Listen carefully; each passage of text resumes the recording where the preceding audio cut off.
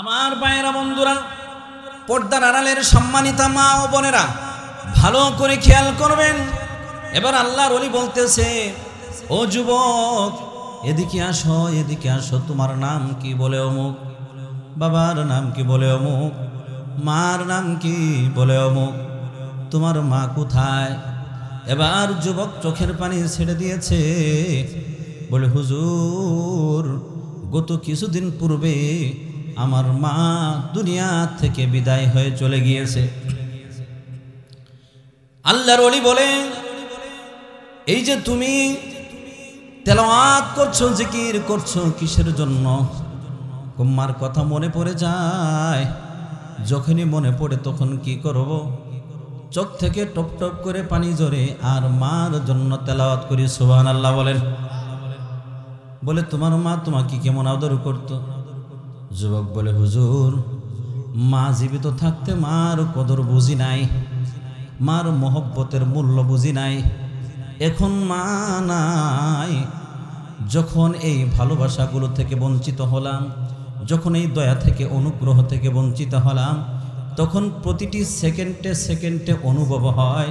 কিন্তু এখন বুঝলেই কি হবে? এখন তো আর মা দুনিয়াতে নাই।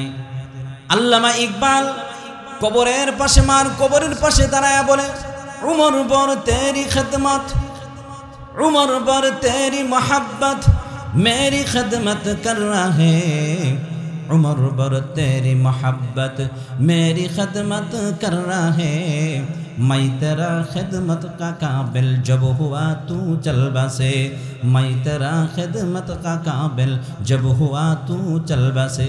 चोखेर पानी सेरे आल्लामा इकबाल बोले, ओ मा, जिंदगी भर तुम्हार भालोबासा, तुम्हार माया ममता, तुम्हार मोहब्बत, तुम्हार स्नेह, तुम्हार प्रेम भालोबासा দিয়া জীবন ভর আমার খেদমত করে গেলা, আমার পিছনে শ্রম দিলাম। মা, তোমার জন্য কিছুই করতে পারি নাই। আজকে যখন তোমার খেদমত করার উপযুক্ত আমি হইলাম, তোমার পিছনে কিছু খরচ করার উপযুক্ত আমি হইলাম, তোমার জন্য কিছু নিয়ে আসার উপযুক্ত আমি হইলাম। ও মা, তোমাকে দেখেছি, আমাকে ভালো পোশাক দিছো, কিন্তু তোমার ছিঁড়া পোশাক ছিল। আমাকে ভালো খাবার দিছো, কিন্তু তুমি না খেয়ে থেকেছ। ও মা, জীবন ভর তুমি আমার খেদমত করলা রে মা। আজকে আমি যখন তোমার খেদমতের উপযুক্ত হলাম, তখন তুমি আমাকে ছেড়ে চলে গেলা। মৃত্যু সবার জন্য অনিবার্য, কেউ থাকতে পারবে না। ইতিপূর্বে যারা এসেছে থাকতে পারে নাই। আপনি আমি কিছুদিন আছি, কিছুদিন পর থাকতে পারবো না। যারা আসে নাই, আসবে, তারাও এই পৃথিবীর থেকে চলে যেতে হবে। কথা বলেন ঠিক না বেঠিক? কিন্তু ভাগ্যবান ওই নারী পুরুষ যারা দুনিয়াতে এমন নেককার সন্তান তৈরি করে রেখে গিয়েছে, যেই সন্তান কবরের পাশে দাঁড়ায়া দুহাত তুলে দোয়া করে, রব্বির হামহুমা কামা রব্বায়ানি সগীরা। কথা বলেন ঠিক না বেঠিক? দোয়া করে রব্বুল আলামিন, আমার মা, আমার বাবা, আমি যখন শৈশবে ছিলাম, আমি যখন ছোট ছিলাম, যেভাবে আমার প্রতি দয়া করেছে, ভালোবেসেছে, যেভাবে তাদের রহমতের পাখা আমাদের উপর বিছিয়ে দিয়েছিল, ও মালিক, ও মওলা, নিঃস্বার্থ যেই ভালোবাসা, যেই দয়া অনুগ্রহ দেখাইছে, আল্লাহ আপনিও তাদের উপর সেই দয়া অনুগ্রহ বর্ষণ করেন। বলেন সুবহানাল্লাহ। মুফাসসিরিনে কেরাম আয়াতের তাফসীর লিখছেন, এই দোয়া স্বয়ং আল্লাহ তাআলা শিখাইছেন। কে শিখাইছেন? আল্লাহ শিখাইছেন। যেখানে শিক্ষা দিচ্ছেন, এমন দোয়া করো, শৈশবে যেভাবে তোমার উপর নিঃস্বার্থ ভালোবেসেছে, সেভাবে আল্লাহ যেন তাদের উপর ভালোবাসা, আল্লাহ যেন তাদের উপর রহমত নাজিল করে। আমার ভাইরা, যৌবনের যেভাবে তারা লালন পালন করছে, এটার দোয়া করতে বলে নাই। আপনার কর্মজীবনে যেভাবে তারা শ্রম দিয়েছে, এটার জন্য দোয়া করতে বলে নাই। শৈশবের কথা কেন বলল? এই পৃথিবীতে শৈশবের ভালোবাসা, মা বাবা সন্তানকে যে ভালোবাসে, পৃথিবীর কোনো ভালোবাসা মা বাবার স্নেহ মায়া মমতা ভালোবাসার সাথে তুলনা হয় না। কথা বলেন ঠিক না বেডি? একটু আগের থেকে শুরু করি। আপনি যখন মার গর্ভে চলে আসলেন, কিছুদিন পর মার খাবার দাবার কোনো কিছু ভালো লাগে না। কত মানুষ দিনের বেলাও ঘুমায়, রাতের বেলায়ও ঘুমায়। দিনে 6 ঘন্টা ঘুমিয়েছে, রাত্রি বেলাও 6 ঘন্টা 8 ঘন্টা ঘুমিয়েছে। কিন্তু আপনি যখন আপনার মার গর্ভে চলে গিয়েছেন, যখন আপনার মার পেটে যখন চলে গিয়েছেন, তখন থেকে নিয়ে দিনে তো ঘুম দূরের কথা, কত রাত, কত মাস, কত সপ্তাহ চলে গেছে, মা 1টা ঘন্টা পরিপূর্ণরূপে ঘুমাইতে পারে নাই। কথা বলেন ঠিক না বেডি? এটা হলো মা। ওই যে শৈশব থেকে, ছোট্ট থেকে আপনি যখন মার গর্ভে আসছেন, তখন থেকে মাকে কষ্ট দিতেছেন। দিনে দিনের সময় যত বাড়ে, দুনিয়াতে আপনার আগমনের সময়টা যত বাড়ে, মার কষ্টটাও তত বাড়তে থাকে। কথা বলেন ঠিক না বেডি? এটা পৃথিবীর কোন সন্তান ততক্ষণ পর্যন্ত বুঝবে না, যতক্ষণ পর্যন্ত সে বাবা মা না হবে। কোনো নারী ততক্ষণ পর্যন্ত মার যাতনা বুঝবে না, যতক্ষণ পর্যন্ত সে নিজে মা না হবে। কোনো পুরুষ ততক্ষণ পর্যন্ত বাবার কষ্ট উপলব্ধি করতে পারবে না, যতক্ষণ পর্যন্ত একজন পুরুষ নিজে বাবা না হবে। কথা বলেন ঠিক না বেটি? আর যখন বাবা হবে, তখন আর ঘন্টার পর ঘন্টা বোঝানোর প্রয়োজন নাই। চক্ষু বন্ধ করে চিন্তা করবে, হায় হায়, আমি যখন ছুটেছিলাম এই রাস্তা দিয়ে তো বাজার পর্যন্ত এসেছি, আমার বাবা তো আমাকে হাত ধরে এই পর্যন্ত নিয়ে এসেছে।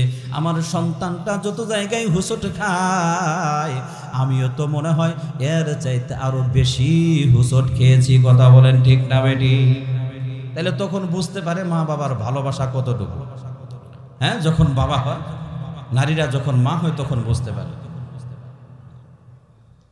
এভাবে সন্তান যখন দুনিয়াতে ভূমিষ্ঠ হয়, ও ভাই, আজকে মাহফিলে আসতেছিলাম, গায়ের মধ্যে তো কাপড়, তারপরও শীত লাগে। রাতের বেলা যখন মাহফিল শেষ করে ঘুমাইবেন, শরীরের একটা অঙ্গ প্রত্যঙ্গ যদি লেপের বাহিরে থাকে, ঠান্ডা বরফের মতো হয়ে যায়। কষ্ট লাগে কি লাগে না? ঠান্ডা অঙ্গটা যদি, যার শরীরটা গরম, তার শরীরের সাথে লাগে, সে লাফ দিয়ে উঠে। কথা বলেন ঠিক না বেটি? কত কষ্ট। আপনি কি একবারও খেয়াল করেছেন, আপনি যখন ছোট ছিলেন, আপনি বিছানার উপর ডাইনে পেশাব করেছেন, বামে রেখেছে?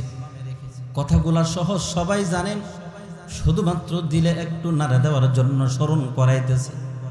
বামেও পেশাব করে দিয়েছেন, এবার 2 পাশেই ভিজা। মা ভিজা জায়গাটাই শুয়া, মার উত্তপ্ত গরম জায়গাটা, নিরাপদ জায়গাটায় আপনাকে শুয়াইছে। কথা বলেন ঠিক না বেটি? কোন সন্তান বলতে পারবে না, না না, আমার মা এমন করে নাই, কারণ আমি জিন্দেগিতে পেশাব করি নাই। বলতে পারবেনি? যত বড় হাজি গাজি হোক, মায়ের কুলে পেশাব করে বড় হয়েছে। ঠিক না বেঠি? মায়ের কুলে পেশাব পায়খানা করে বড় হয়েছে। কথা বলেন ঠিক না বেঠি? 1 দিন 2 দিন নয়, 1 মাস 2 মাস নয়, কতদিন মাকে ঘুমাইতে দেয় নাই, এই হিসাব একমাত্র আল্লাহই ভালো জানে। কথা বলেন ঠিক না বেঠি? এবার যখন ডাইনেও ভিজা, বামেও ভিজা, নিচেও ভিজা, এবার একটা জায়গা খালি মার বুক। সন্তানটাকে তখন জড়ায়া মা বুকের মধ্যে রাখে। কথা বলেন ঠিক না বেটি? এই যে ভালোবাসা বুকের মধ্যে যখন জড়ায়া রাখলো, তখন মা এই কথা খেয়াল করে না, এত ভালোবাসতেছি, এই সন্তানটা বড় হয়ে আমাকে খাবার দিবে কিনা, এত মহব্বত করতেছি, এই সন্তান বড় হয়ে আবার আমার উপর হাত উঠাই কিনা, এত মায়া, এত স্নেহ, এত মমতা দেখাইতেছি, এই সন্তান 2 দিন পর আমার উপর বেয়াদবি করবে কিনা, চড়াও হইবে কিনা, এই জিনিসগুলো যত বড় হারামি মা হোক না কেন, যত বড় কঠিন হৃদয়ের মা হোক না কেন, অল্প বুঝুক আর বেশি বুঝুক, কম বুঝুক আর বেশি বুঝুক, পূর্ণ মেধা থাকুক আর না থাকুক, প্রতিটি মা তার সন্তানকে কলিজা দিয়ে ভালোবাসে। কথা বলেন ঠিক না বেঠিক? এই জন্য আল্লাহ তাআলা শিখাইছেন, তুমি যখন আস্তে আস্তে বড় হবা, বেয়াদবির মাত্রাটা যদি বাড়ে, মার সাথে যদি বেয়াদবি করো, মার কথা যদি না মানো, এমনও মা আছে, এমনও বাবা আছে সন্তানকে ত্যায্য পুত্র করে দেয়, আছে না নাই? বিয়ের পর সন্তান আলাদা, বছরকে বছর যায়, মার কোনো খবর নেই না, বাবার কোনো খবর নেই না, এমন হতভাগা সন্তান আছে না নাই? ও ভাই, যে মার খবর নেই না, যে বাবার খবর নেই না, এ মা বাবার লস করতে পারবে না, মা বাবার কোনো ক্ষতি করতে পারবে না। এই সন্তান নিজে হলো কপাল পোড়া, নিজেই নিজের পায়ে কোরাল মারতেছে। কথা বলেন ঠিক না বেঠি? তুমি একদিন মা বাবা হইবা, তখন তুমি বুঝতে পারবা যে মা বাবা কাকে বলে। এই জন্য আমার আল্লাহ শিখাইছেন যে মা বাবার জন্য দোয়া করবা, রব্বির হামহুমা কামা রব্বায়ানি সগীরা। আল্লাহ, আমি যখন ছোট ছিলাম, যেভাবে তারা আমার উপর দয়া করেছে, নিঃস্বার্থভাবে দয়া করেছে, ও মালিক তুমিও তাদের উপর নিঃস্বার্থভাবে দয়া করো। সুবহানাল্লাহ বলেন, আরো জোরে বলেন সুবহানাল্লাহ।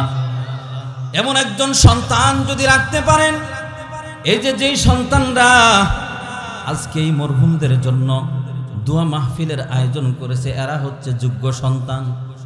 মরহুমেরা কবরের মধ্যে থেকে নেকি পাচ্ছে আর বুক ফুলায় সেখানে অবস্থান করতেছে। শেখ জাকারিয়া রহমতুল্লাহি আলাই লিখেছেন, আল্লাহর একজন ওলি কবরের পাশ দিয়ে অতিক্রম করতেছিলেন, কবরের দাঁড়ায়া জিয়ারত করলেন, সূরা ইয়াসিন তেলাওয়াত করলেন, সূরা ইখলাস, ফাতিহা, দরুদ শরীফ, ইস্তিগফার পাঠ করলেন, পাঠ করে কবরবাসীদের জন্য দোয়া করলেন, ও মালিক এই কবরে যত মুর্দে গান আছে সকলের কবরে এই সওয়াবগুলো তুমি পৌঁছাইয়া দাও। দোয়া করে চলে গেলেন। আমার ভাইয়েরা, বন্ধুরা, এখানে ছোট্ট একটা শিক্ষা, এই পৃথিবীতে যত কবর আছে সমস্ত কবরে দুনিয়ার থেকে পৌঁছাইতে হয়, কোন কবরবাসী আপনাকে কিছু দিতে, আমার কথা কি বুঝতেছেন? কষ্ট হইতেছে? কোন কবর থেকে কিছু নেওয়া যায় না, সব কবরে কি করতে হয়? দিতে হয়। এবার কবরটা হোক না আপনার বাবার কবর, চাচার কবর, ওলির কবর, গাউসের কবর, যত বড় কবর হোক না কেন তার কবরে দিতে হয়। কবর থেকে নেওয়ার সিস্টেম নাই, শুধুমাত্র একটা কবর থেকে নেওয়া যায়, সেটা হলো দুজাহানের বাদশাহ রহমতুল্লিল আলামিন মুহাম্মাদুর রাসূলুল্লাহর কবর। জোরে বলেন ঠিক না বেঠি? কি নেওয়া যায়? পয়গম্বর বলেছেন, মান যারা কবরি ওয়াজাবাত লাহু শাফাআতি। জীবনের যে কোনো সময়, যে কোনো মুহূর্তে, যে কোনো ভাবে আমার রওজা পর্যন্ত যদি কেউ পৌঁছতে পারো, আমি নবীর কবরটাকে যদি জিয়ারত করতে পারো, আমি নবীর সুপারিশ তোমার জন্য ওয়াজিব। বলেন সুবহানাল্লাহ। নবীর রওজা জিয়ারত করার নিয়ত আছে না? অনেকেই হয়তো করেছেন। কে কে গিয়েছেন হাত তুলেন। আমি গিয়েছি আলহামদুলিল্লাহ, মাশাআল্লাহ, অনেকেই আছেন। আল্লাহ তাআলা বাকি সকলকে যাওয়ার তৌফিক দেন, বলেন আমিন। ওই কবরটা থেকে শুধু নেওয়া যায়, এছাড়া পৃথিবীর কোনো কবরে যায় চাইবেন না ভাই, কারণ কবর থেকে দেওয়া যায় না, দেই তো মালিক আল্লাহ। কথা বলেন ঠিক না বেঠি? আপনার সন্তানের মালিক, আপনার ধন সম্পদের মালিক, আপনার অর্থের মালিক, আপনার জানের মালিক, আপনার সব কিছুর মালিক কে? আরো জোরে বলেন কে? পৃথিবীর অন্য কোনো মানুষ দিতে পারবে না। আপনি আমাকে আপনার শত্রু মনে করেন না।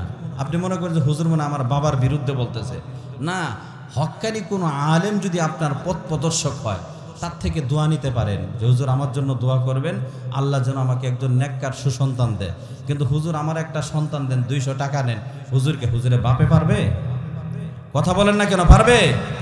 আপনি বলবেন অনেক তো দেখি না, এগুলো হচ্ছে শয়তানের ধোঁকা।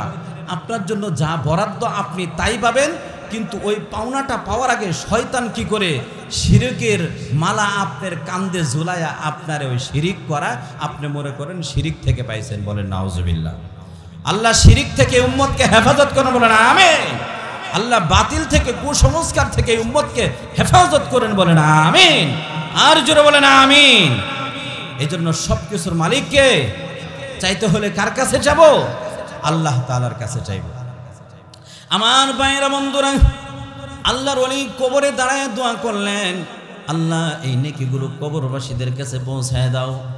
আল্লাহর ওলিরা হলো আল্লাহর বিশেষ পার্সন, পরম বন্ধু।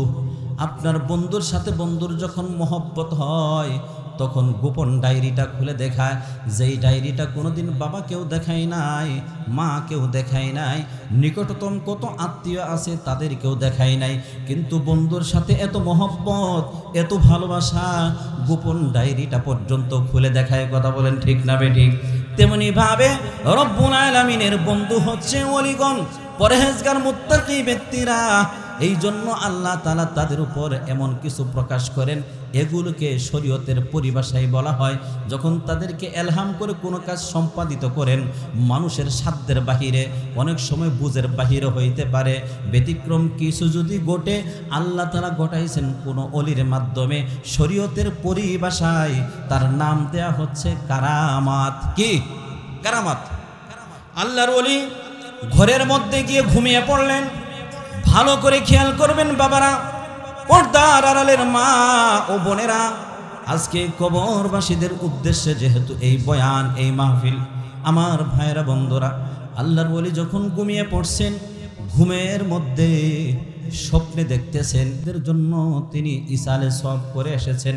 আল্লাহ তাআলা ফেরেশতা দিয়া ত্রাণ আকারে, যেমন দুনিয়াতে রেশন দেওয়া হয়, ত্রাণ বন্টন করা হয়, একজন একজন করে নাম ধরে দেওয়া হয়, তেমনিভাবে আল্লাহর ওলির এই তেলাওয়াতের সওয়াব, জিয়ারতের সওয়াব প্রতিটি কবরবাসীর কাছে নাম ধরে ধরে তাদের আমল নামায় পৌঁছিয়ে দেওয়া হচ্ছে। বলেন সুবহানাল্লাহ।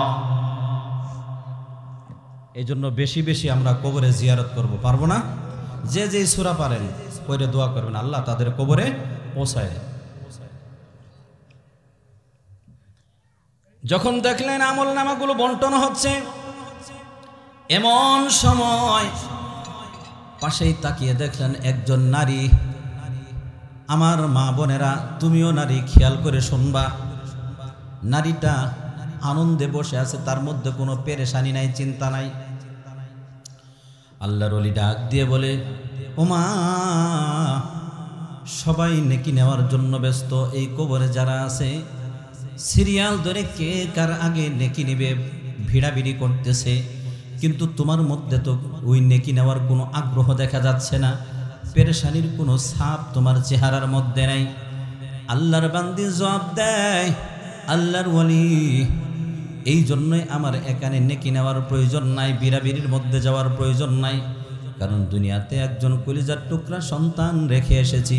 ওই সন্তান প্রতিদিন আমার জন্য দোয়া করে, নেক আমল করে সওয়াব পৌঁছায়। আমার কবর জান্নাতের আলোয় আলোকিত। এই কবরে যখন ইসালে সওয়াব হয়, তখন নেকি নেওয়ার জন্য আমার ভিড়াভিড়ি করতে হয় না, সবার শেষ হয়ে যায়, আমার অংশ আমি অটোমেটিক পেয়ে যাই। বলেন সুবহানাল্লাহ। ইযা মাতাল ইনসান ইনকাতা আনহু আমালুহু ইল্লা মিন সালাসা, ইল্লা মিন সাদাকাতিন জারিয়া আও ইলমিন ইউনতাফাউ বিহি আও ওয়ালাদিন সালিহিন ইয়াদউ লাহু। মানুষ মারা যখন যায়, সমস্ত আমলের দরজাগুলো বন্ধ হয়ে যায়, শুধুমাত্র 3টা পদ্ধতি জারি থাকে। আবু হুরায়রা রাদিয়াল্লাহু তাআলা আনহু থেকে হাদিসটি বর্ণিত। আল্লাহর পয়গম্বর বলেন, এই 3টা জিনিসের একটা হলো সদকা জারিয়া। এমন জায়গা সদকা করছেন, আপনি মারা গেছেন ঠিকই, ওই জিনিসটা চলমান আছে, অটোমেটিক আপনার কবরে সওয়াব পৌঁছে যাবে। বলেন সুবহানাল্লাহ। 2 নাম্বার হলো উপকারী ইলম। আপনার শিখানো ইলম দ্বারা অসংখ্য অগণিত মানুষ উপকৃত হচ্ছে, হেদায়েতের পথ পাচ্ছে। এই যে আজকের এই দাওয়াতি মাহফিলে উলামায়ে কেরাম আছেন, যত আলেমে দ্বীন আছেন, ইলম শিখেছেন, যাদেরকে শিখাইতেছেন এরা আবার অন্যদেরকে শিখাইবে। এই সিলসিলা যতদিন জারি থাকবে ততদিন পর্যন্ত কবরে অটোমেটিক সওয়াব যাবে, বলেন সুবহানাল্লাহ। 3 নাম্বার হলো নেককার সন্তান। নেককার সন্তান যতদিন বেঁচে থাকবে ওই সন্তান হাত তুলে দোয়া করবে, রব্বির হামহুমা কামা রব্বায়ানি সগীরা। আল্লাহ, যেভাবে শৈশবে আমার মা বাবা আমার উপর দয়া করেছেন, অনুগ্রহ করেছেন, ও মালিক আপনিও তাদের উপর সেইভাবে দয়া করেন, অনুগ্রহ করেন, বলেন সুবহানাল্লাহ। সন্তান কবরে দাঁড়ায়া মা বাবার জন্য যখন এই দোয়া করে, রব্বুল আলামিন ওই মা বাবার কবরকে জান্নাতের বাগিচা বানিয়ে দেয়, বলেন সুবহানাল্লাহ। আমার ভাইরা বন্ধুরা, আল্লাহর ওলি যখন ওই মহিলার থেকে শুনলেন তার একজন নেককার সুসন্তান আছে, সে তার আমলনামায় নেকি পৌঁছায়।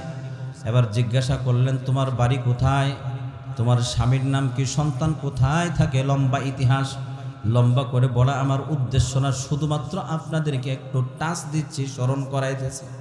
অনেকে হয়তো বারংবার শুনেছেন। আমার ভাইয়েরা বন্ধুরা, এবার ঘুম থেকে জাগ্রত হওয়ার পরে আল্লাহর ওলিদের স্বপ্নগুলো সত্য হয়ে থাকে নাকি মিথ্যা হয়? আওয়াজ করেন, সত্য হয় না মিথ্যা হয়? এই জন্য তাদের স্বপ্নগুলোকে বলা হয় ইলহাম। ইলহাম খোদা প্রদত্ত দেওয়া, অন্তরে উদ্ভাবন করে দেওয়া। আল্লাহ রব্বুল আলামিন তার ওলিকে যখন এই স্বপ্নের মধ্যে অবস্থা দেখাইলেন, ওলি এবার ঠিকানা অনুযায়ী মহিলা যেই ঠিকানা দিয়েছিল সেখানে গিয়ে দেখলেন মহিলা যেই লোকেশন দিয়েছে, যেই ঠিকানা দিয়েছে হুবহু মিলে গেছে। একজন সন্তান তার দোকানে সে ব্যবসা করে আর ফাঁকে ফাঁকে জিকির করে কোরআন তেলাওয়াত করে, বলেন সুবহানাল্লাহ। এমন কিছু সন্তান আছে না নাই? আওয়াজ করে বলেন, এরা হলো সুসন্তান। কথা বলেন ঠিক না বেটি? এমন সন্তান যারা রেখে যায় এই সমস্ত মা বাবা হচ্ছে সৌভাগ্যবান মা বাবা। কথা বলেন ঠিক না বেটি? আমার ভাইয়েরা বন্ধুরা, পর্দার আড়ালের সম্মানিতা মা ও বোনেরা, ভালো করে খেয়াল করবেন। এবার আল্লাহর ওলি বলতেছে, ও যুবক এদিকে আসো, এদিকে আসো, তোমার নাম কি? বলে অমুক। বাবার নাম কি? বলে অমুক। মার নাম কি? বলে অমুক। তোমার মা কোথায়? এবার যুবক চোখের পানি ছেড়ে দিয়েছে, বলে হুজুর গত কিছুদিন পূর্বে আমার মা দুনিয়া থেকে বিদায় হয়ে চলে গিয়েছে। আল্লাহর ওলি বলে, এই যে তুমি তেলাওয়াত করছো, জিকির করছো, কিসের জন্য? মার কথা মনে পড়ে যায়। যখনই মনে পড়ে তখন কি করব? চোখ থেকে টপ টপ করে পানি ঝরে আর মার জন্য তেলাওয়াত করি। সুবহানাল্লাহ বলেন। বলে তোমার মা তোমাকে কেমন আদর করত? যুবক বলে, হুজুর মা জীবিত থাকতে মার কদর বুঝি নাই, মার মহব্বতের মূল্য বুঝি নাই।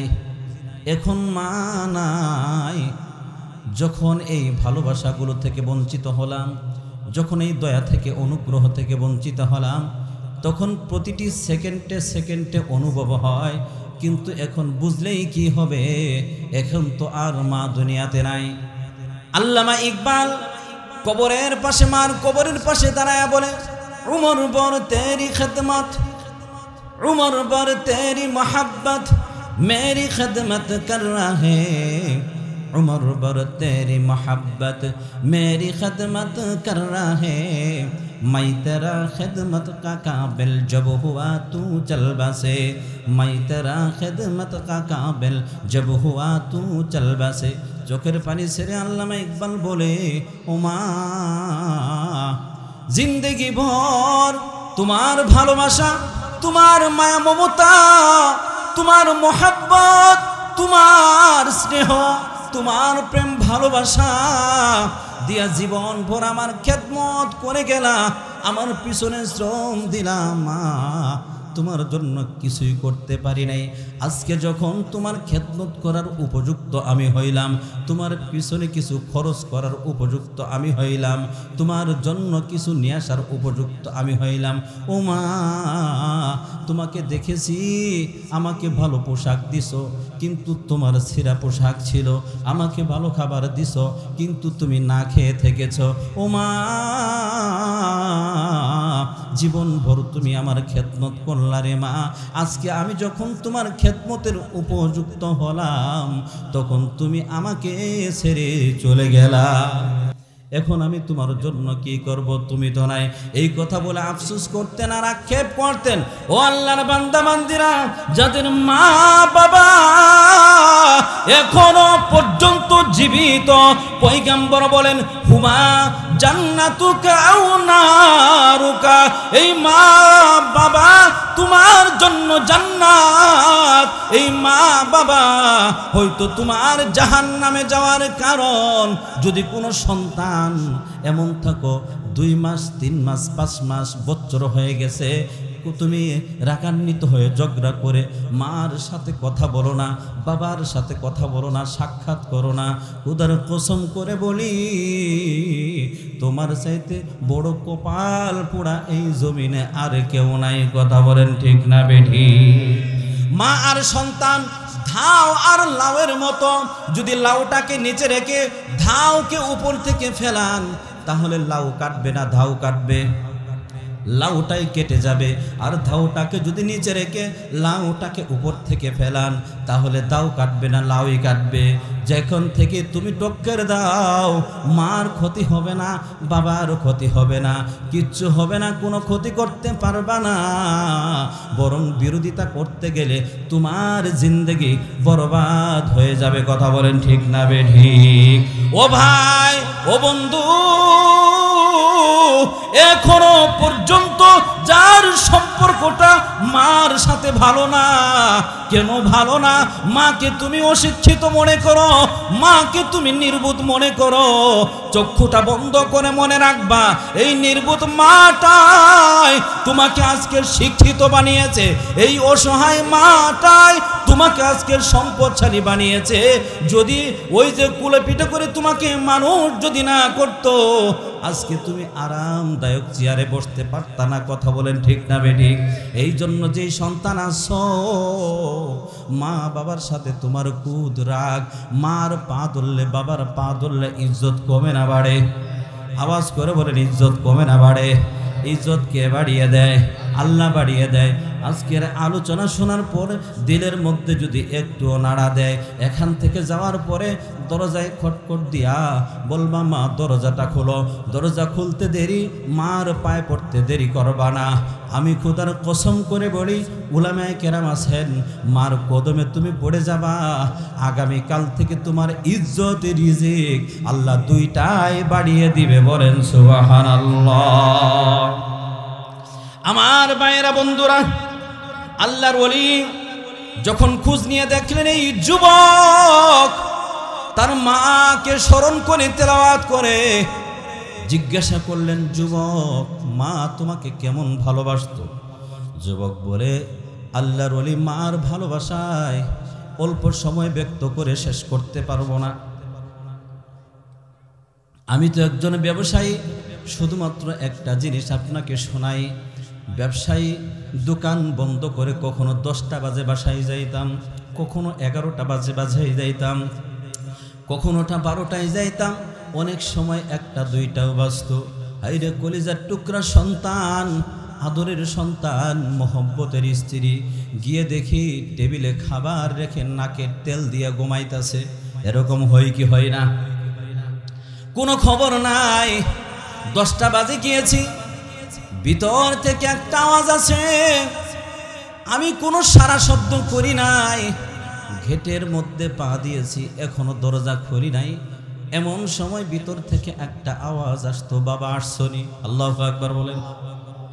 কোনো সারা শব্দ করতে হয় নাই, কিন্তু মার কলিজায় টের পেয়েছে সন্তান ভিতরে প্রবেশ করতেছে। কথা বলেন ঠিক না বেঠিক? শুধু তাই না, 12টা বাজে গিয়েও একই অবস্থা দেখেছি, 2টা বাজে গিয়েও একই অবস্থায় দেখেছি। একদিন 2 দিন, 1 মাস 2 মাস নয়, মার মৃত্যুর আগ পর্যন্ত প্রতিটা দিন এমনই ছিল। আল্লাহর ওয়ালি, এখনো তো আমি যাই, রাত 12টা বাজেও যাই না, 2টা বাজেও যাই না, অনেক সময় 9টা বাজেও যাই, অনেক সময় 10টা বাজেও যাই। কত সারা শব্দ দেই, কত আওয়াজ দেই, ভিতর থেকে ওই মায়ার সুরে কেউ বলে না বাবা তুমি আসছো কি না। ওই দরজায় যখন পা দেই, কলিজার মধ্যে নাড়া দিয়ে উঠে, আর 2 হাত আসমানের দিকে উঠে বলি রব্বির হামহুমা কামা রব্বায়ানি সগীরা। আল্লাহ যেভাবে ছোটকালে মা বাবা দয়া করেছে, সেভাবে তার উপর দয়া করো। এই কথা শোনার পরে আল্লাহর ওলি অন্তরে জোশ উঠে গেছে। বলে যুবক আয়, আমার বুকে আয়। বুকের মধ্যে জড়ায় বলে যুবক তুই খুব ভাগ্যবান যুবক, তোর মাও খুব ভাগ্যবান। তোর তেলাওয়াতের কারণে, তোর আমলের কারণে তোর মা কবরের মধ্যে শান্তিতে আছে। বলেন সুবহানাল্লাহ, আরো জোরে বলেন সুবহানাল্লাহ। এই জন্য একজন নেককার সুসন্তান রেখে যাওয়া, এইটা একজন পিতা মাতার জন্য সৌভাগ্য। কথা বলেন ঠিক না বেটি? আর কোন সন্তান মা বাবার জন্য ইসালে সব করার নেকি পৌঁছানো, এইটাও সন্তানের জন্য বড় সৌভাগ্য। কথা বলেন ঠিক না বেটি? এই জন্য আমি বলবো আজকের যে সন্তানেরা আজকের এই মৃত ব্যক্তিদের মাগফিরাত কামনায় মাহফিল করেছে, এই সন্তানরা যেমন সৌভাগ্যবান, এই সন্তানদের মা বাবা যারা কবরে তারাও সৌভাগ্যবান। কথা বলেন ঠিক না বেটি? আল্লাহ তাদের কবরে সওয়াব পৌঁছাইয়া কবরগুলোকে জান্নাতের বাগিচা বানিয়ে দেন। বলেন আমিন। আমার ভাইয়েরা বন্ধুরা, শেখ জাকারিয়া রহমতুল্লাহ আলাইহি এর পরবর্তী অংশ লিখেন, কিছুদিন পর আল্লাহর ওলি আবার সেই কবরের পাশ দিয়ে যাইতেছিলেন, আবার আগের মতো জিয়ারত করলেন, দোয়া করে চলে গেলেন। বাসায় যখন ঘুমিয়ে পড়লেন, আবার স্বপ্নের মাধ্যমে দেখতেছেন আমলগুলো ত্রাণ আকারে বন্টন হচ্ছে, আগের মতোই সব কিছু। কিন্তু একটা জিনিস ব্যতিক্রম দেখলেন। কষ্ট লাগতেছে আপনাদের? একটা জিনিস ব্যতিক্রম দেখলেন, ওই যেই মহিলা, তার মধ্যে কোনো পেরেশানি ছিল না, আমল নেওয়ার জন্য কোনো আগ্রহ ছিল না। এখন ওই মহিলাটা সবার আগে আমল নেওয়ার জন্য পাগল পারা, এতটাই আমল প্রয়োজন, দিশাহারা, সবার আগে ভিড় ঠেলে সামনে যায় আমাকে দাও, আমাকে দাও, আমার নেকি প্রয়োজন, আমার নেকি প্রয়োজন। নেকি যখন নেওয়া শেষ হলো, আল্লাহর ওলি ডাক দিয়ে বলে ও মা, গত কিছুদিন পূর্বে যখন আসলাম দেখলাম তোমার মধ্যে কোনো পেরেশানি নাই, আমল নেওয়ার কোনো আগ্রহ নাই, কিন্তু এখন কি হলো? সবার আগে তুমি সিরিয়াল দিয়ে সামনে বসে আছো। এবার আল্লাহর বান্দি চোখের পানি ছেড়ে দিয়া বলে হুজুর, আল্লাহর ওলি যেই সন্তানের কারণে কবরটা জান্নাতের আলোয় ঝলমল করত, যেই সন্তানের নেক আমলের কারণে কবরে শান্তিতে ছিলাম, যেই সন্তানের ইসালে সওয়াবের কারণে কবরের মধ্যে কোনো পেরেশানি ছিল না, ভিড় ঠেলে কারো থেকে নেকি নেওয়ার প্রয়োজন ছিল না, এখন তো ওই সন্তানটা দুনিয়াতে আর নাই, আমাকে নেকি পৌঁছানোর মতো কেউ নাই। এই জন্য হাহাকার অবস্থায় আকাঙ্ক্ষা নিয়ে বসে থাকি, তোমার মতো কোনো পথচারী এই কবরের পাশ দিয়ে যায় কিনা। কত আত্মীয় রেখে এসেছি দুনিয়ায়, কত আত্মীয় স্বজনকে কত কিছু বিলিয়েছি, নিজে না খায়া অনেককে খাওয়াইছি, নিজে না পড়ে অন্যকে পড়াইছি।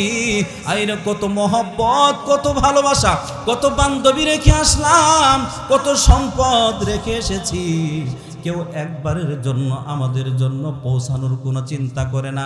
সন্তান আজকে দুনিয়াতে নাই, কবরে সব পৌঁছানোর মতো কোনো ব্যবস্থা নাই, অসহায়ের মতো বসে থাকি। কোনো পথিক কোনো মুসাফির আমাদের জন্য দোয়া করে কিনা? এই জন্য পয়গম্বর বলেছেন, আপনি যখনই কোনো কবরের পাশ দিয়ে যাবেন, আপনার আত্মীয় হোক বা না হোক, ওই কবরের জন্য একটু তেলাওয়াত করে জিয়ারত করে যাবেন। পারবেন না ইনশাআল্লাহ? যাতে করে এমনও মানুষ আছে বছরকে বছর সময় যাক, তার কবরে নেকি পৌঁছানোর মতো কেউ নাই, এরকম আছে না? কমপক্ষে আপনার তেলাওয়াতের কারণে যেন তার কবরে একটু নেকি যায়। আমলটি করবেন ইনশাআল্লাহ। আল্লাহ রাসূল বলছেন, ফাজুরুহা, তোমরা জিয়ারত করো, কবর দেখলে বেশি থেকে বেশি জিয়ারত করো। সেখানে যায় নামাজ পড়ার দরকার নাই, সেখানে যায় কোনো কিছু চাওয়ার দরকার নাই। তুমি ঘরে বসে চাইলেও শুনবে কে? তুমি মসজিদে বসে চাইলেও শুনবো কে? কবরে যায় চাওয়ার দরকার নাই, ওইটা চাওয়ার জায়গা না।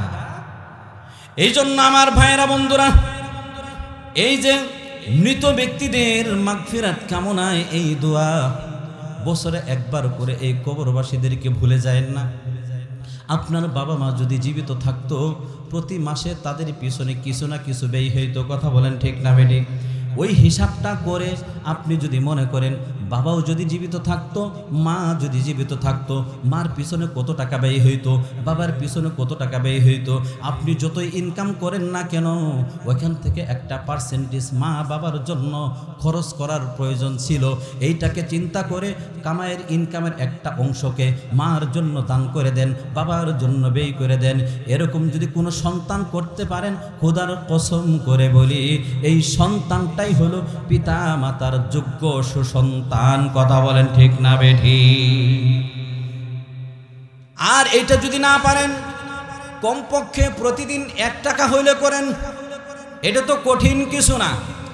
প্রতিদিন না করতে পারেন, সপ্তাহে একবার করেন, সপ্তাহে না পারেন মাসে করেন।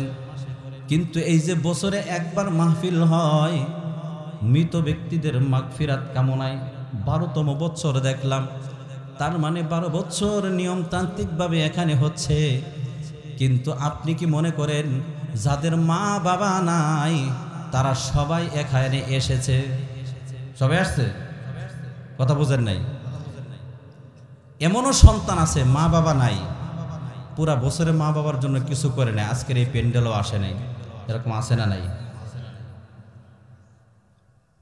যদি একজনও থাকে, নারী হোক পুরুষ হোক, ও ভাই, ও আমার বোন, তোমাকে অন্তরের মহব্বত, ভালোবাসা, মায়া নিয়ে বলতেছি, দরদ নিয়া, তুমি আজকের জমিনে তুমি সবচেয়ে বড় হতভাগা। বছরে একটা দিন মা বাবার জন্য এখানে মাগফিরাত কামনা হবে, দোয়া হবে, তুমি এখানেও আসতে পারলা না।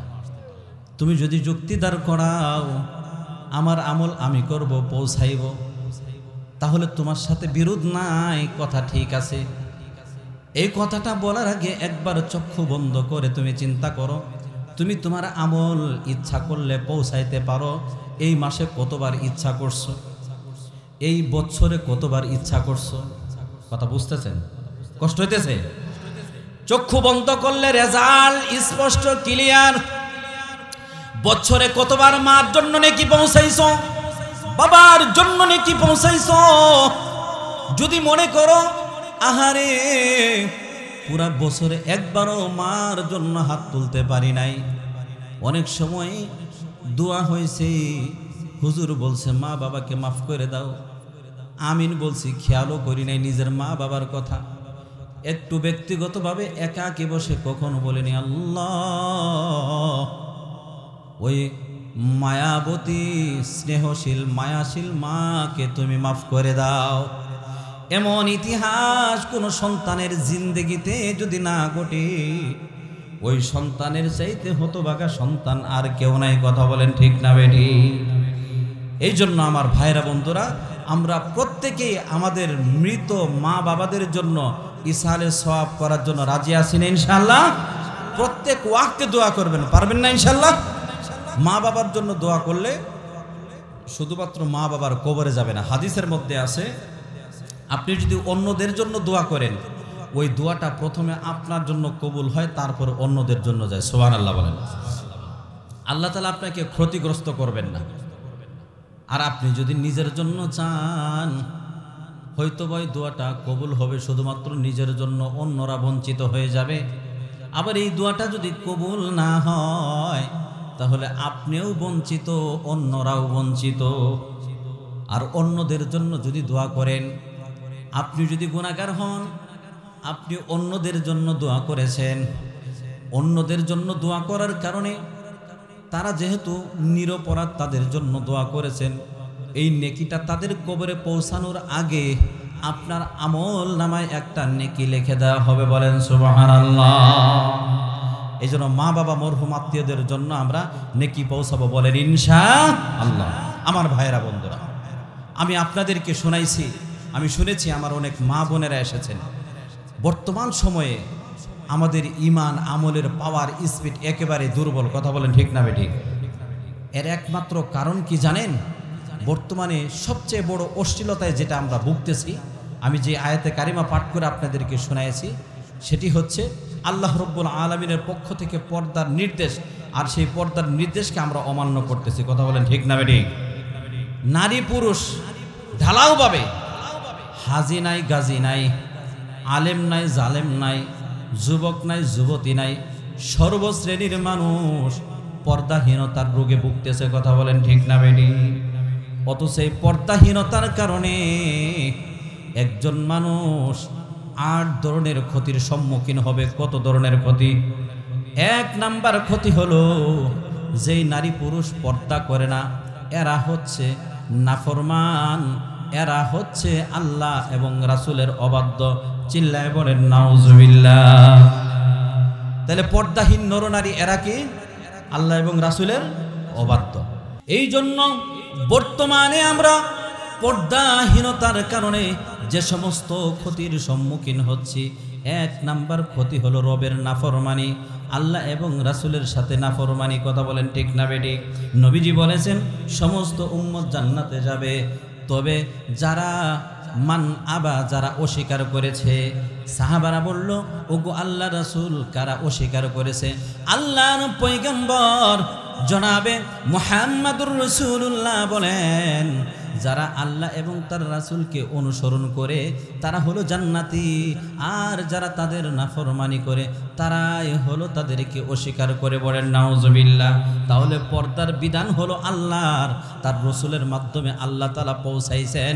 যদি পর্দাকে লঙ্ঘন করা হয়, আল্লাহ এবং রাসূলের নাফরমানি করা হয়। কথা বলেন ঠিক না বেঠিক? পর্দাহীনতার 1 নাম্বার ক্ষতি হলো এরা আল্লাহ এবং রাসূলের সাথে নাফরমানি করে। কথা বলেন ঠিক না বেঠিক? 2 নাম্বার ক্ষতি, পর্দাহীন নরনারী অভিশপ্ত। আমার মা বোনেরা, ভাইয়েরা, বন্ধুরা, তোমাদেরকে যদি পর্দার কথা বলি, তুমি আমাকে শত্রু মনে করিও না। ও আমার ভাই, অভিশপ্ত জিন্দেগি নিয়ে যদি তুমি মৃত্যুবরণ করো, তাহলে তুমি জান্নাতে যাইবা না, জাহান্নামে যাবা। অভিশপ্ত ব্যক্তির উপর যখন অভিশাপ পতিত হতে থাকে, সে আল্লাহর রহমত থেকে বঞ্চিত হয়।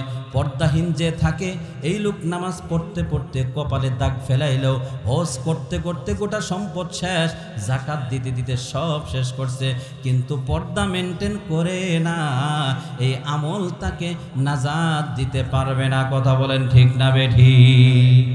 এই জন্য পর্দাহীনতার 2 নাম্বার ক্ষতি হলো এরা হলো অভিশপ্ত। আল্লাহ অভিশাপ থেকে আমাদেরকে হেফাজত করেন, বলেন আমিন। দলিল কি? পয়গম্বর বলেন, ও চিরেই এমন জামানা আসবে, নিসাউন কাসিয়াতুন আরিয়াত, কিছু নারী থাকবে এরা পোশাক পরেও উলঙ্গর মতো থাকবে, এরা পোশাক পরে না পরার মতো থাকবে। সেই জামানা এখনো আসার বাকি আছে নাকি? আওয়াজ করে নাকি? ওই জামানা কি আসছে না আসে নাই? শুধুমাত্র বুরকা পড়লেই পর্দা হয় না। কথা বলেন ঠিক না বেঠিক? আমার মা বোন, কিছু মা বোনেরা আছে পর্দা, এরা এই হিজাবগুলো, বুরকাগুলো পর্দার জন্য পরে না, সুকেস স্বরূপ পরে। ঠিক না বেঠিক? কেন বললাম? সুকেসের জিনিস যেমন সুন্দর করে সাজায় রাখা হয়, এরা মার্কেটে গিয়া রং বেরঙের পর্দা দেখে, এদিকে লাগায় সেদিকে লাগায়, দেখে কোনটা দিয়ে আকর্ষণীয় মনে হবে। কসম খোদার, কসম খোদার, কসম খোদার, 1 বার না 3 বার কসম করে বললাম, যেই নারী বোরকা কিনতে গিয়া দেখে এইটা দিয়ে সৌন্দর্যটা প্রকাশ পাবে কিনা, এটা দিয়ে আমাকে ভালো লাগবে কিনা, এইটা বোরকা পরা হবে, পর্দা হবে না। চিল্লায় বলেন ঠিক না বেঠি? এই কাজটা অনেক মা বোনেরাই করে থাকে, কথা বলেন ঠিক না বেঠি? এজন্য আমার ভাইরা বন্ধুরা, পর্দাহীনতার 2 নাম্বার ক্ষতি অভিশপ্ত জিন্দেগি। আর যে অভিশপ্ত জিন্দেগির মধ্যে থাকে তার ইমান আমল, তার নেক আমল, এগুলো আল্লাহর আসমান পর্যন্ত পৌঁছে না। 3 নাম্বার ক্ষতি হলো পর্দাহীনতা, হলো শয়তানের কাজ। কার কাজ? কিভাবে? দলিল নেন। আল্লাহ রাব্বুল আলামিন আদম আলাইহিস সালাতু ওয়াস সালাম, হাওয়া আলাইহিস সালামকে সৃষ্টি করার পর কোথায় রাখছিলেন? দুনিয়াতে না জান্নাতে? আওয়াজ করে বলেন কোথায়? শয়তান যখন ধোঁকা দিল, আল্লাহ তাদেরকে পাঠায় দিলেন কোথায়? দুনিয়াতে। তাফসীর খুলে দেখেন, দুনিয়াতে যখন তাদেরকে পাঠানো হয়, তাদের পোশাক, তাদের পরিহিত ছিল জান্নাতি পোশাক। আল্লাহ রাগান্বিত হয়ে তাদেরকে বিবস্ত্র করে, এরকম উলঙ্গ করে দুনিয়াতে তাদেরকে ফেলে দেয়। শয়তান যেহেতু তাদেরকে ধোঁকা দিয়েছিল, তাহলে বোঝা গেল উলঙ্গ থাকা, বিবস্ত্র থাকা, এইটা হলো শয়তানের একটা ফাঁদ। কথা বলেন ঠিক না বেডি? যেই নারী উলঙ্গ থাকাকে পছন্দ করে, বেপরদায় থাকা পছন্দ করে, জেনে নিবা, বুঝে নিবা, হোক না তোমার বোন, হোক না তোমার মা, হোক না তোমার স্ত্রী, ওই নারীটাই শয়তানের খালাতো বোন। আওয়াজ করে বলো না ঠিক না বেটি? যেই পুরুষটা পর্দাহীন ভাবে চলে, পুরো নারী দেখে মজা নেয়, যত বড় আল্লাহর ওলি দেখা যাক না কেন, এটা টাটকা শয়তান। কথা বলেন ঠিক না বেটি? টাটকা শয়তান। এই হাজির হজ দিয়ে কোনো কাজ হবে না, নজর ঠিক করে নেয়। মোল্লার মোল্লাগিরি দিয়ে কোনো কাজ হবে না, নজর ঠিক করে নাই। কেন? আমার পয়গম্বর বলেন, দিনভর তুমি বেগানাদেরকে দেখা করবা আর মজা নিবা, রাতের বেলায় যখন তুমি নামাজে দাঁড়াইবা মনে মনে বলো আলহামদুলিল্লাহি রাব্বিল আলামিন, সমস্ত প্রশংসা আল্লাহর জন্য, আর বলো আমার ভালোবাসা যে নারীরে দেখছি তার জন্য। নাউজুবিল্লাহ, জোরে কোন? মনের মধ্যে সেটা বারবার লাফ দিয়ে উঠবে, ফাল দিয়ে উঠবে।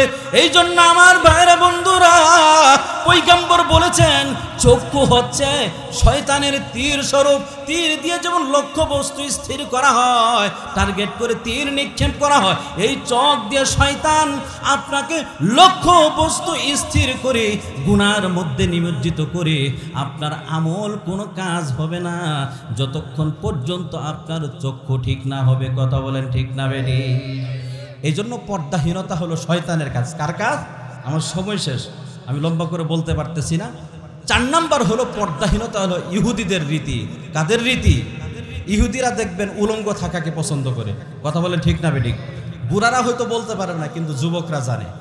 ডিভাইসের জামানা, মোবাইল ফোন টিপতে টিপতে এখন কিছু নাম করা মুসলমান এরাও ইহুদি হয়ে গেছে। কথা বলেন ঠিক না বেঠিক? ইহুদিরা উলঙ্গপনাকে পছন্দ করে। 5 নাম্বার হলো পর্দাহীনতা হলো অজ্ঞতাদের রীতি, অজ্ঞদের রীতি, মূর্খদের রীতি। আপনি দেখবেন যে যত মূর্খ এ তত বেশি খোলা থাকে। সম্ভ্রান্ত মানুষ, সুশিক্ষিত মানুষ, এই যে ভদ্র মানুষ, এই যে পোশাক পরে আসছে, প্রিয় ভাই পরিচিত এরকম দিনই প্রোগ্রামগুলো খুব ভালোবাসেন, ওনাদের এলাকায় প্রোগ্রাম করে আসছি, উনি সভাপতি ছিলেন। দেখেন ভদ্র মানুষের পোশাক বেশি থাকে। কথা বলেন ঠিক না বেঠিক? অশিক্ষিত গণ্ড মূর্খদের এরা পোশাক আশাকের বিচার করে না। শুধু তাই না, আল্লাহ তাআলা এটার প্রমাণও দিয়েছেন সূরাতুল আহজাবের মধ্যে 22 নম্বর পারার প্রথম পৃষ্ঠায় আল্লাহ তাআলা বলেন, ওয়ালা তাবাররুজনা তাবাররুজাল জাহিলিয়াতিল উলা। নারীদেরকে লক্ষ্য করে বলেন, জাহিলি যুগের ওই যে অজ্ঞ মূর্খদের মতো প্রকাশ করে বেরিয়েও না। তাফসীরের মধ্যে আছে জাহিলি যুগের নারীরা কি করত? ইজহারুন নিসাই মাহাসিনিহিন্না লিররিজাল। জাহিলি যুগের নারীরা তাদের সৌন্দর্য প্রকাশ করত পুরুষদের জন্য। আল্লাহ বলেন তোমরা এই কাজ করিও না, এটা মূর্খতার কাজ। কথা বলেন ঠিক না বেঠিক? পর্দাহীনতার ক্ষতি কয়টা বললাম? 5টা। 6 নাম্বার ক্ষতি, পর্দাহীনতার কারণে চরিত্র ধ্বংস হয়ে যায়। চরিত্র ধ্বংস হয়ে যায়। একজন যুবক যুবতী পর্দাহীনভাবে যখন চলে, আস্তে আস্তে তার চলে বলে চরিত্র ধ্বংস হয়ে যায়। কথা বলেন ঠিক না বেঠিক? ব্যাখ্যা করার সময় নাই। 7 নাম্বার হলো পর্দাহীনতা হচ্ছে জাহান্নামে যাওয়ার কারণ। কোথায় যাওয়ার কারণ? জাহান্নামে। যে পর্দাহীন থাকবে এর কোনো আমল দ্বারা সে নাজাত পাবে না, তার ঠিকানা কোথায়? জাহান্নাম। 8 নাম্বার হলো পর্দাহীনতা হলো ভয়ঙ্কর কবিরা গুনাহের কারণ। যে ব্যক্তি পর্দাহীন থাকে, দৈনন্দিন যতবার কুনজর দেয়, যেই নারী সৌন্দর্য প্রকাশ করে ততবার তার উপর কবিরা গুনাহ হয়। পয়গম্বর বলেন যে হাদিসটি আমি শুরুতেই পাঠ করেছি, লানাল্লাহু আলান নাজিরি ওয়াল মানজুরি লাই, যে তাকাইছে কুনজরে তার উপর আল্লাহ লানত, যার দিকে তাকাইছে তার উপর আল্লাহ লানত। আপনি বলবেন যে তাকাইলো তার উপর লানত কেন? আল্লাহ বলবেন কেন তাকাইলি, তোর জন্য তো নিষেধ ছিল। আর যার দিকে তাকাইলো তার কেন গুনাহ হবে? আল্লাহ বলবেন তুই কেন দেখাইলি, এমন ভাবে কেন চললি, তোর দিকে তাকানোর সুযোগ পাইলো, এই জন্য সেও কবিরা গুনার শিকার হইল, সেও কবিরা গুনার মধ্যে লিপ্ত হইল। কথা বলেন ঠিক না বেঠিক? একটা শুধুমাত্র অন্যায় পর্দাহীনতা ক্ষতি কতগুলো বললাম? 8টা। আরও আছে, আপনার নিজেরা রিসার্চ করলেই পাবেন। এই জন্য আমার ভাইয়েরা বন্ধুরা, পর্দার আড়ালের মা ও বোনেরা, বর্তমান সমাজে পর্দার মধ্যে যদি আপনি ঢুকতে পারেন, কসম খুদার, জামানার রাবিয়া বসরি, আসিয়া, খাদিজা আপনি হয়ে যাবেন। কথা বলেন ঠিক না বেঠিক? আপনি বলবেন তাহলে আপনি বললেন পর্দা করব, নারীরা বোরকা পরবে, পুরুষরা বোরকা পরবে নাকি? না না, নারীদের পর্দা এক ধরনের, পুরুষদের পর্দা আরেক ধরনের। কথা বলেন ঠিক না বেঠিক? পুরুষদের পর্দা হলো তারা পর নারীদের দিকে নজর দিবে না, আর নারীদের পর্দা হলো তাদের সৌন্দর্য প্রকাশ করবে না। কথা বলেন ঠিক না বেঠিক? এবার আপনি বলবেন ইসলাম তো তাহলে নারীদেরকে সংকুচিত করেছে, যেই স্লোগান দিয়ে বেঈমানরা পৃথিবীর মধ্যে মুসলমানদেরকে ধোঁকা দেয়। কথা বলেন ঠিক না বেঠিক? ইহুদি খ্রিস্টান বেঈমানরা বলে আরে পর্দার নামে ইসলাম নারীদেরকে আবদ্ধ করে রেখেছে, এরা স্বাধীনতা পায় না, মনের মতো এরা কাজবাজ করতে পারে না, আমাদের নারীরা তো যেথায় ইচ্ছা সেথাই যা। এই কথা বলে তারা আমাদের উপকার করতেছে না, ক্ষতি করতেছে। তাদের উদ্দেশ্য আমাদের নারীদেরকে স্বাধীন করা না, আমাদের নারীদেরকে ভোগের সামগ্রীতে পরিণত করা। কথা বলেন ঠিক না বেঠিক? কারণ পর্দা হলো ইজ্জতের কারণ, পর্দা হলো সম্মানের কারণ। পর্দা নারীর ইজ্জতকে বাড়িয়ে দেয়, পর্দা নারীর সম্মানকে বাড়িয়ে দেয়। ইহুদি বেঈমান খ্রিস্টানরা যারা এই পর্দার বিরুদ্ধে বলে, যারা নারীদেরকে উন্মুক্ত থাকতে বলে, তাদের উদ্দেশ্য আপনার আমার মা বোনদেরকে স্বাধীনতা দেওয়া না, স্বাধীনতার নামে আপনার আমার মা বোনের ইজ্জতকে লুণ্ঠন করা। কথা বলেন ঠিক না বেঠিক? যে মা বোন বুঝবে, যার কিঞ্চিত জ্ঞান আছে, সে কখনো পর্দাহীনভাবে চলতে পারে না। পর্দাহীনতার কারণে কবরে আযাব হয়, পর্দার মধ্যে আসলে কবরে আযাব থেকে বেঁচে যায়। কথা বলেন ঠিক না বেঠিক? আমার ভাইয়েরা বন্ধুরা, আমার সময় শেষ, আমি আলোচনা পূর্ণাঙ্গ রূপে করতে পারলাম না, আপনাদের কাছে ক্ষমা প্রার্থী।